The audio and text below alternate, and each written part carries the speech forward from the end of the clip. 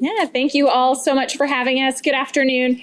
My name is Melissa Babcock. I'm the Associate Administrator of Literacy Implementation at the Department of Education and Workforce, and our team provides support to district schools, early care and education programs around best practices in literacy instruction and what it looks like to implement those things aligned with the science of reading. So I'll let Kim introduce herself, and then we'll jump in. Hi, I'm Kim Davis. I am the Emergent Literacy Specialist at the Department of Education and Workforce. Prior to this role, I supported early learning and school readiness at the Department of Education and Workforce then. So I've been involved in the early care and education landscape statewide for about 7 years now.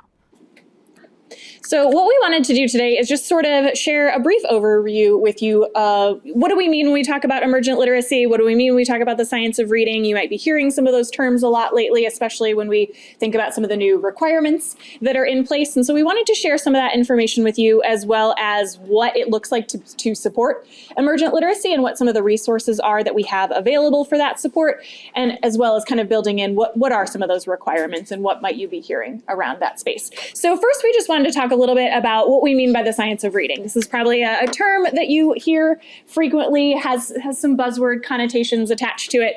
But really what we mean by the science of reading is just this convergence of evidence that we have around how children learn to read. So this is coming from multiple fields of study. We're looking at research and evidence from cognitive and school psychology, education, neuroscience, special education, all of these places that help us understand how children learn to read, what's happening in the brain as they're processing written and spoken language. And then what do we do with that information? How does that inform the support we provide to students and the instruction that we provide based on that knowledge and information? So you might hear people say, we've bought the science of reading, or we do the science of reading. And really all we mean by the science of reading is just that we're relying on evidence for the things that we're putting into place. And so when we hear those things that are kind of buzzwordy about the science of reading, it's important to kind of keep in mind what the science of reading isn't and what perhaps some of those myths and misconceptions might be. So it is not a new fad, trend, or pendulum swing. When we talk about this convergence of evidence, it's really more than 50 years worth of research and evidence that we have to rely on. It's not this new trend or this new fad or a pendulum swing, but it's really this foundation that we have to rely on. It also isn't a one-size-fits-all approach. The science of reading does not mean that every student, every minute of the day, is receiving the exact same instruction or the exact same support. It's really just that we're relying on that evidence to guide the way that we provide that support. It's also not a single program of instruction. You cannot buy the science of reading. There is not one particular set of curriculum or instructional materials that are the science of reading. And it's also not a single or specific component of instruction. We have probably all heard people say or reference phonics instruction, because that seems to be what gets the most attention and interest when we talk about the science of reading. But there's a lot of evidence around all of the components of reading. How we teach reading comprehension, the importance of background knowledge, vocabulary, all of those things are also part of reading instruction. And we have a lot of evidence around how those things should be taught as well.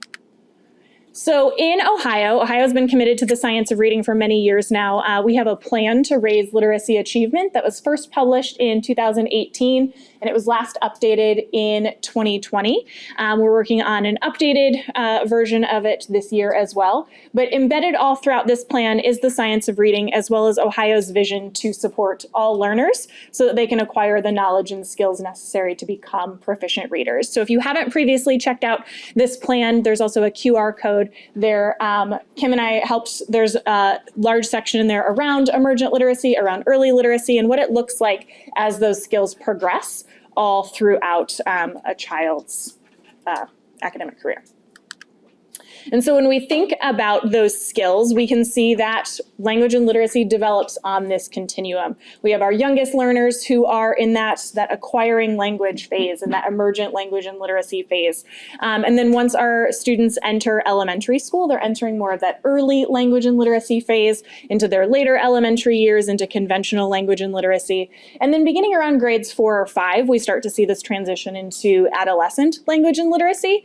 But it's important to note that we might have students in some of those later phases who are still mastering skills that perhaps might have been taught in those earlier years. So when we think about our older students, they might still need support in some of those skills from the early language and literacy phase because they didn't receive good quality instruction in those phases.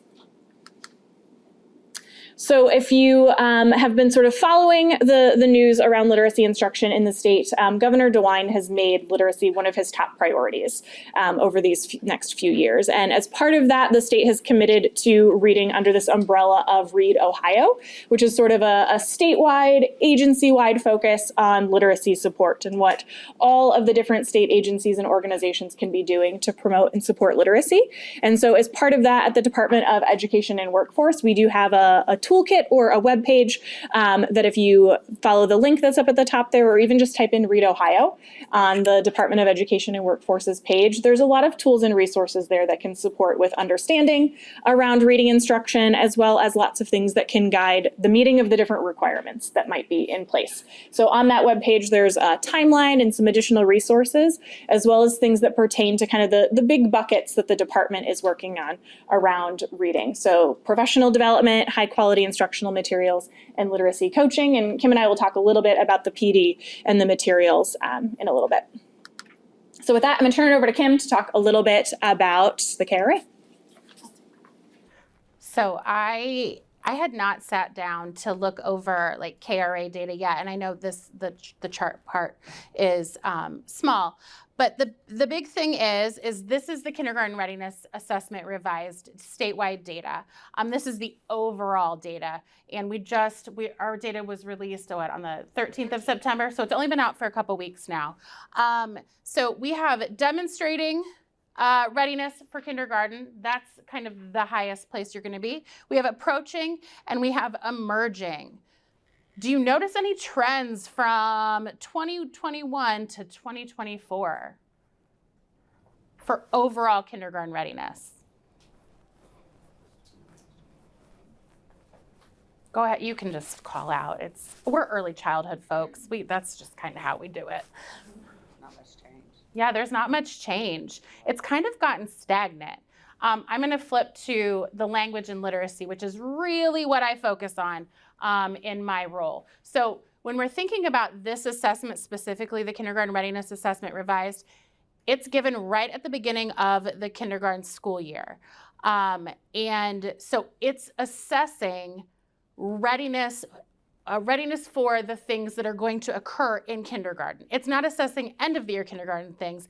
It's really assessing the end of preschool, what we would typically expect children to be able to do. So this side over here on the left is not on track for 4 years. The one on the right is on track. So kids are either not on track or on track for their language and literacy. They're ready to go. If they are flagged as not on track, their teachers will write them a reading improvement and monitoring plan and provide them supports to get the child where they need to be in kindergarten. What do you notice about this data?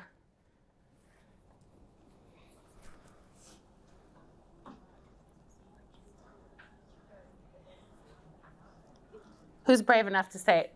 We're more ready than not, or more not ready than ready. We do. So this data, this kindergarten data, it's going to be on the kindergarten teacher, but it also tells us that there is an urgent need for us to grow and expand what we're providing when it comes to language and literacy instruction in the early care and education setting.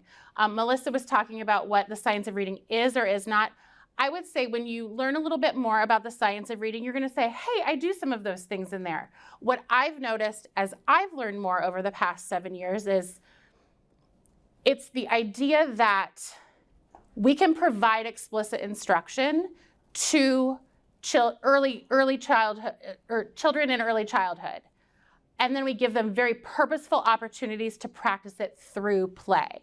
So I think for the past couple of years, early childhood explicit instruction and like this instruction that you will see in the science of reading has gotten a bad rap, but it's finding that blend of purposeful play and playful practice that really helps bring these pieces together. And it's really needed because we have a lot of children. If you look at the actual count, I know our chief of literacy loves pulling out the numbers because it really makes you think. So for this coming school year, the data we just received, we have 51,579 kindergartners last year who were on track, but we have 59,811 students who were not on track. So 59,000 children were not ready for language and literacy instruction in kindergarten.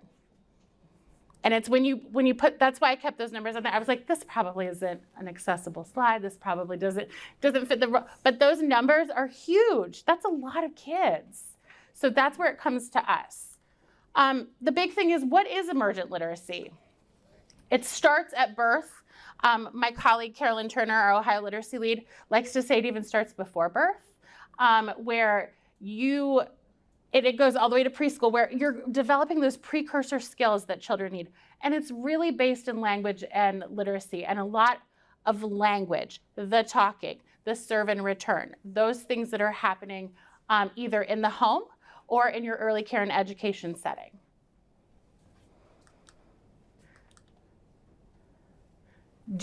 I was going to ask you if you think, we're not teaching children to read. One of my biggest concerns, and I want to know if you've seen this, especially in talking to kindergarten teachers, raise your hand if you've had kindergarten teachers or school districts ask you to do things that you would not consider developmentally appropriate because they want to get them further ahead prior to entering kindergarten. Raise your hand if you've ever had any of those conversations. So pushing down pushing down the kindergarten level things to younger grades. And that's not what this is. We're not teaching children to read. What we're doing is providing those foundational skills that those kiddos need so they can access that when they transition to kindergarten.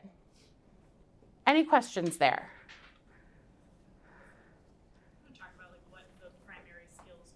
Yeah, it's going to come up right here. It's right here. We'll jump ahead for a minute. So here are the primary components of emergent literacy. Phonological awareness. How many of you complete how many of you teach your students about phonological awareness? Yeah, so learning about those sounds in words.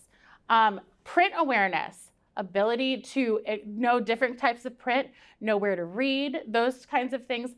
Oral language, which is that listening and speaking. So you're not just responding, but they're also able to understand what you're asking them to do.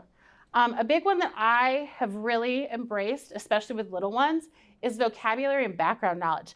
That's where you really get into, we were standing in the hall waiting for your previous presenter, and that background knowledge in the things that interest kiddos, especially when you're talking about science, technology, engineering, and math, all of those things, you know that if there's the little ones who always want to talk about dinosaurs, and they can tell you all the names of the dinosaurs, and they will dig into everything about dinosaurs, and they have all of that vocabulary and background knowledge. So being intentional with the opportunities that you provide them. And then explicit knowledge of letters, knowing the names and the sounds.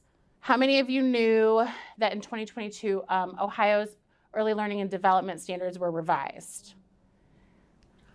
How many were shocked to see that we actually had a number based on research of how many uppercase and lowercase letters a child should know by the time they transition to kindergarten? Was anybody surprised? Yeah, but that shows the predictive, through the analysis they showed that's the best predictor, one of the pieces of prediction, how a child will do when they read later on. Knowing those 18 uppercase and 15 lowercase, obviously there's variation in that, and that's just a goal. But providing instruction for children to have the opportunity to explore those things has been, I've seen some huge changes in some programs who have really taken the time to provide some explicit instruction around letters for kids. So those are the big components of emergent literacy. Melissa's going to talk about our literacy anchors that provide us our foundation and what we're doing across the state. So at the department, a lot of our literacy work spans birth through grade 12 and even up into support for higher education. So Kim's going to talk about some of our very specific things that anchor our work around emergent literacy, but these are some of the resources and tools that support just broadly all age bands. So we talked a little bit about Ohio's plan to raise literacy achievement. Within Ohio's plan, there is that language and literacy continuum that we talked about, and there's a lot of really good detailed information about what it looks like to support things at each phase of the continuum. So as Kim was talking about those components of emergent literacy, there's a lot of information in the plan that outlines what does it mean to support oral language and what's the research behind that, so that you can sort of see kind of what the anchoring research is there. Back in 2021, we had enacted a set of dyslexia support laws. And while this doesn't explicitly connect or tie into early childhood, there is a lot of information here that does begin at kindergarten, and knowing that transition and what's coming for kiddos in kindergarten is incredibly important. And so in Ohio's Dyslexia Guidebook, there's a lot of information around best practices for reading instruction, for remediation, for screening and assessment, all things that our schools and districts are now required to enact beginning in kindergarten. And then as we talked about, there's been a lot of talk around the science of reading, and there's a lot of programs, districts, schools that are making some shifts. And so there's a discussion guide that's available on the department's website around shifting to the science of reading. And it's really structured around kind of like what group you'd be having that conversation with. So if you're at sort of a district or a central office program level, how would you have that conversation with leaders around the shift? If you are looking more at an individual building or even like a group of teachers, how would you have conversations around the science of reading? And so it's a really nice, helpful tool to sort of ground some of those conversations, especially if you're finding that there is pushback or resistance, and you want to think through some more proactive or affirmative ways to have those conversations without perhaps just it devolving to complaining. And then Kim's going to talk a little bit about some of the things that are specific to early care and education. On our website, we have several tools that are really program specific, so for an early care and education program. But these are great examples to bring in to your broader program, your higher education location. The Ready Schools Guide for Language and Literacy is really a needs assessment.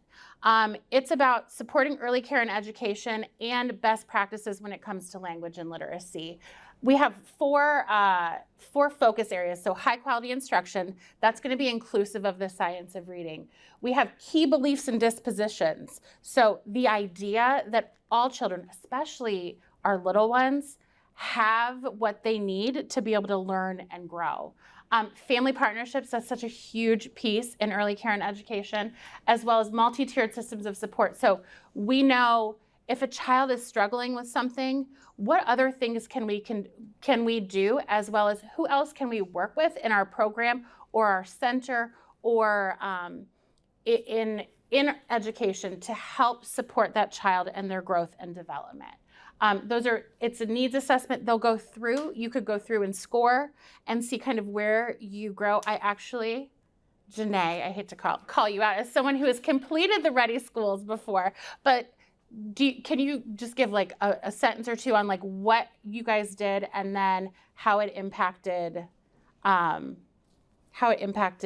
growth your teachers made?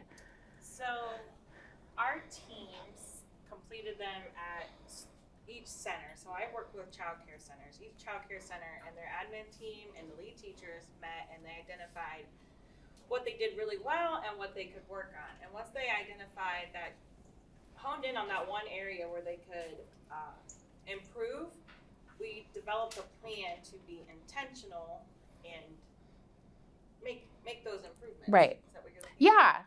Not that what I'm looking for, but yeah, that's perfect. So this is someone who's actually been through the process, had the opportunity to talk through teams, and then they created an action plan. We know our school age counterparts go through school improvement.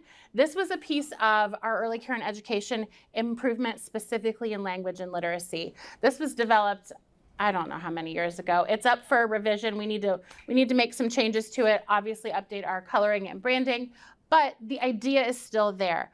Taking a step back, reflecting on what you're doing, and then as you learn more, you're able to make those changes as you go. Another place to learn specifically about the practices that you might see in early care and education is our Implementing Ohio's Plan, a guide for early care and education leaders. That's a very long name. But it shows examples of what it would look like in an early care and education classroom, meaning, so those components of emergent literacy, what's it going to look like in an infant toddler classroom versus what's it going to look like in a preschool pre-K classroom? Because while we're supporting the overall development of these youngest learners, it's going to look different what you're doing. You're not going to sit 1-year-old or 2-year-old down and go through like a drill of like syllable words and things like that. That's not developmentally appropriate. So we've really delineated between the two. Though I bet, have any of you seen somebody sit down and do that? Yep. Oh my gosh. Tell them to sing a song instead and clap out the parts of the word. That's why this is such a great example, because we have, I don't remember how we labeled them, but it's like scenarios of what it would look like in an infant toddler classroom and what it would look like in a preschool pre-K classroom. And then it talks about what a teacher would be doing to support that development, as well as what you would typically see a child doing at their various stages and what additional supports you can provide. So it's a long one. It's one to kind of pick and choose. I know a lot of our programs went through the Ready Schools Guide and then found their specific area that they were going to work on, and then they dug into that area within the implementation guide. So that helped them find additional information and additional resources. Yeah, when Kim was sharing about sort of the 4 sections or topic areas of Ready Schools, this guide is organized by those exact same topics and components. So if you identify perhaps family partnerships is the area of need based on this needs assessment, you would then be able to go to the section on family partnerships here that would then lay out kind of what that looks like in action to provide some concrete information for next steps. Okay, so another resource that we have available statewide is our annual Literacy Academy. So our Literacy Academy is intended to provide professional learning around supporting students' birth all the way up through grade 12. And we have our annual Literacy Academy coming up on June 12th of 2025. But we also have available a couple of different options. I'm going to talk about what's available for older students, and then Kim's going to talk a little bit about some of the things that are specific for birth to kindergarten entry. But we do have Literacy Academy on Demand, which has a lot of really unique professional learning resources that can support really discrete topics. So while it says it's specific to K-12 for your own personal learning, there's a short course there on the science of reading. There's a short course on explicit instruction, so things that can help you understand what some of those topics are that you might be hearing about broadly. But they're also available to support educators. Anyone statewide, it's available free to access. Nobody has to log in to access anything. And it's been a really powerful resource to embed in professional learning within your setting. All right, so I'm going to talk a little bit about requirements that you might be hearing about around professional development before Kim shares a little bit about some of the professional development offerings that are available for pre-K. So as of last summer, when House Bill 33 passed, there is a requirement for teachers in districts, community schools, and STEM schools to complete a professional development in the science of reading by June 30th of 2025. So the department has worked to create a number of pathways. I think we're up to 7 pathways now, because we know that this is a big requirement and it spans educators who are in a variety of different settings, serving a variety of different children and student ages. And so there is a pathway that is specific to pre-kindergarten that's available. So if you have a teacher who is specifically teaching that age band, there is professional development that is tailored to supporting that age band. But it is up to the district or the school to determine which pathway an educator might take. So once we get into the upper grades, oftentimes those are pretty nuanced. You might have someone who spans multiple grade levels or teaches multiple subject areas, and that is up to the district or school. But this is a requirement that applies to pre-kindergarten teachers, and there is a stipend that is available for pre-kindergarten teachers who are in one of those types of districts or schools, and it is the district or school's responsibility to have the educator complete that professional development, to pay them a stipend, and then they are reaching out to the department to request reimbursement for that stipend. So I know we get a lot of questions around this requirement, and there is some flexibility for the district or school in how they ask their educators to complete that professional development. But Kim will talk a little bit around, there is a pathway G, that is specific to pre-kindergarten. Okay, so there's kind of two things I'm going to talk about here. Here's our Pathway G, and I'll talk about that first because we're going to talk about the requirements. So our school district personnel, those folks who support pre-kindergarten, they have Pathway G, which is the pre-kindergarten language and literacy pathway. It is run through Cox Campus, which is an affiliate of the online portal of the Rollins Center at the Atlanta Speech School. All of these courses are Ohio approved in the professional registry because it is important that they are Ohio approved in the professional registry. And while we only have these courses listed, I know our good friends at Cox Campus have done an amazing job of getting other courses Ohio approved because they realize how much we're utilizing it. In fact, they're utilizing it so much that they're answering tickets like 60 hours a month. So we're working on refining some of that. That's how much support Cox Campus has been giving us. They're great. So this is the pre-kindergarten general ed teachers, intervention specialists, English learner teachers, reading specialists, or instructional coaches can complete this pathway if their school or district chooses for them to do that. On the side note, how we got here is because of our structured literacy training in Ohio. I would say 3 years ago, some of you have already heard this story. I know Josh heard this story like 2 weeks ago.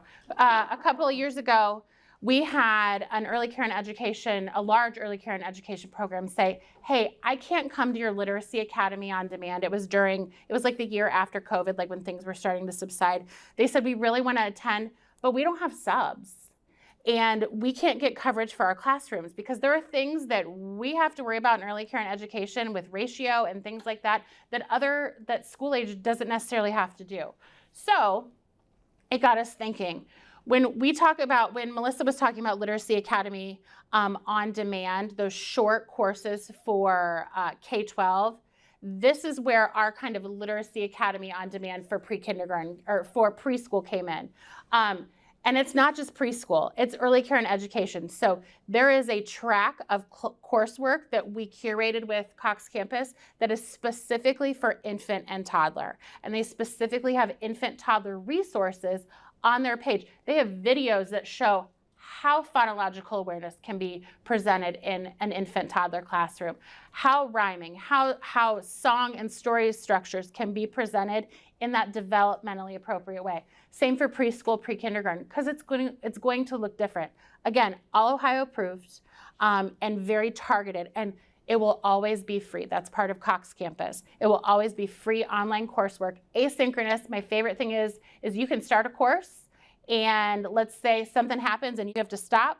Wherever you stop, that's where you'll pick right back up. So it's been a real asset over the past couple of years, and the folks that support Cox Campus at Rollins have been so gracious to work with us and help us out.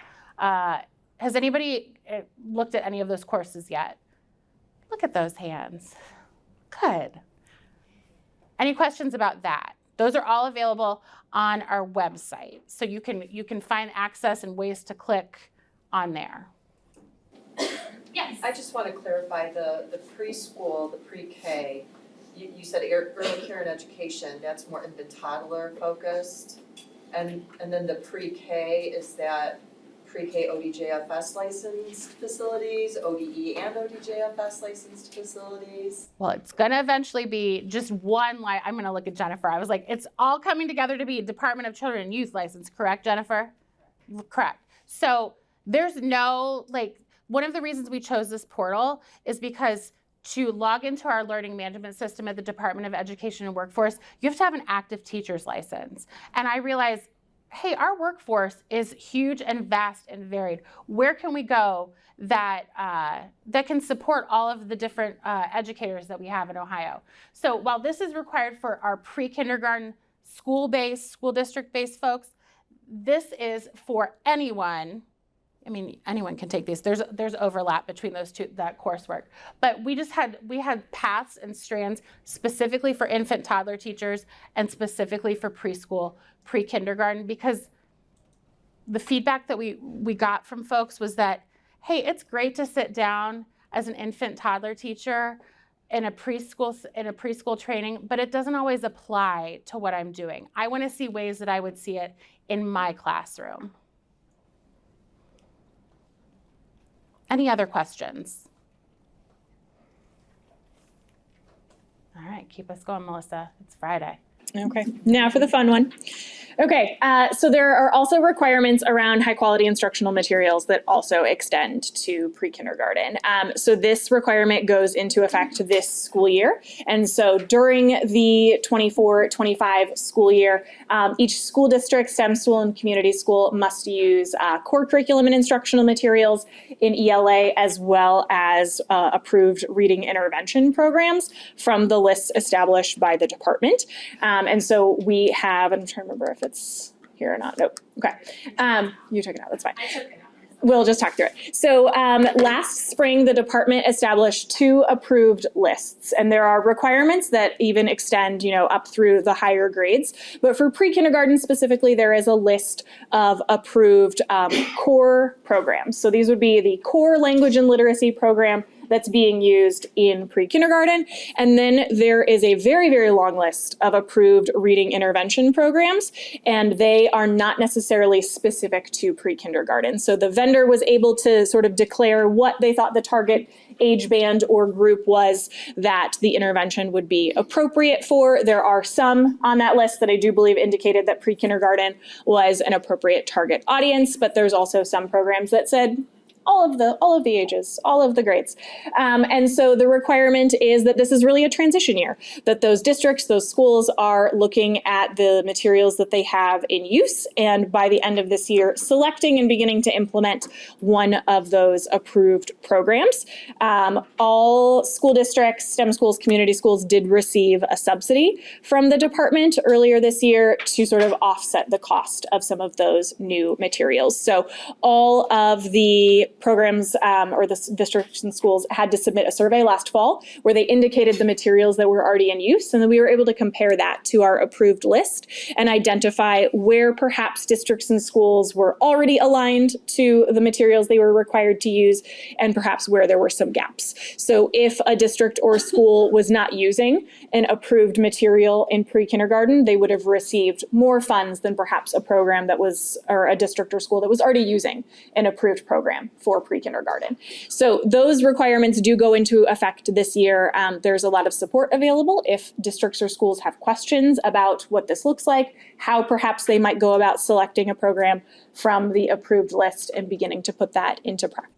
And we know that there are multiple requirements for early care and education. So we also know that the Department of Children and Youth has their list of curricula that are aligned specifically to the early learning and development standards. So where we are right now is we're working closely with the Department of Children and Youth to help refine processes and communication. That's probably the best way that I can say it. We're working really hard because we know that there's been confusion across the board. There's a requirement for Step Up to Quality when it comes to early learning and development standards, but then we have our schools and partners who have very specific ELA requirements, but we also have to use a curriculum that's aligned to the science of reading. So right now, if I remember correctly, and I probably should have just made a slide that had this on that, there are 4 that are on both lists that are on for the early learning and development standards, as well that are aligned on our pre-kindergarten list. And then from what I understand, the infant and toddler process is still in process. So that process for vetting those curricula are still in process as well, but we're working closely together. And I will add, so the department ran a review process to establish that pre-kindergarten list last year, and there's another open review process right now. So if there is a particular program or a product that's in use in your setting or that you know is commonly used, you might want to reach out to that vendor and make sure that they are aware and are planning to apply because the review process is open from now, I believe, until like the end of October. Yes. Where is the pre-K list? Because I've seen the K-12 list. Mhm. I've not been able to find the pre-K. Yeah. Yeah, go ahead.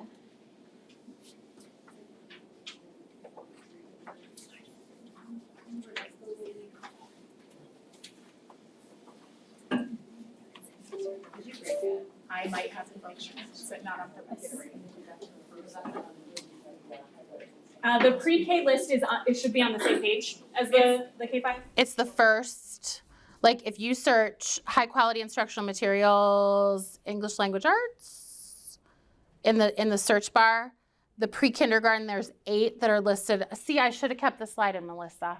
I took it out. I had it all listed. There's 8 that are on there right now. I'm not sure how to switch it here. It's okay. Is there a way to open up this Chrome?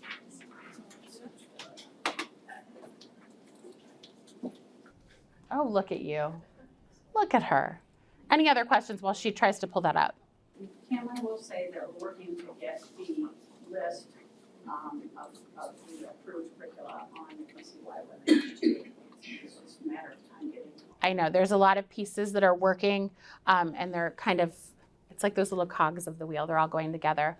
Also, how many of you were on, oh, there it is. Thank you. Perfect. And if you click on the hyperlink there, it's like a 2 to 3 page PDF with a lot of information provided by the vendor around what the program does, how to access information or resources if you're going to implement the program. And just for reference, some are, so Amplify pre-K is only language and literacy. While you can see like High Scope, our traditional comprehensive curriculum are on there as well. So we don't limit how we review. We're really looking at that English language arts, that language and literacy piece though. Yep, but that's an important distinction because our review didn't necessarily extend to other content areas. We were looking at specific criteria related to emergent literacy instruction in that program.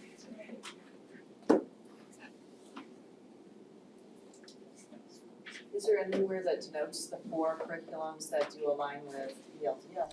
That is something that I know, I think your leadership I think we've sent stuff back and forth. So I just don't think it's been shared yet. I think we're working on refining that messaging to make sure that DCY and DEW, we're sending the same messaging out and having those.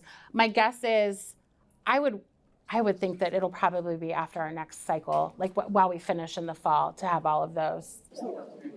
There's still a lot of these things. There are. Yep. To be evaluated, so. And I will tell you, I have literally pulled up both the ELDS page and then the pre-kindergarten page. One of the questions that I know we've been getting is, so our friends at Teaching Strategies submitted for us the 6th edition, but they submitted for ELDS the 6th edition and the guided edition.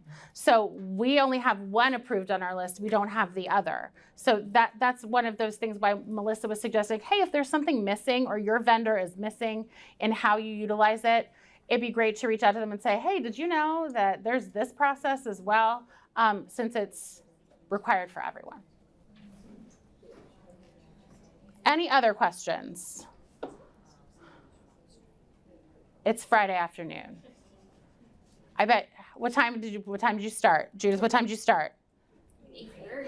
Oh my gosh, people, it is time, it is Friday.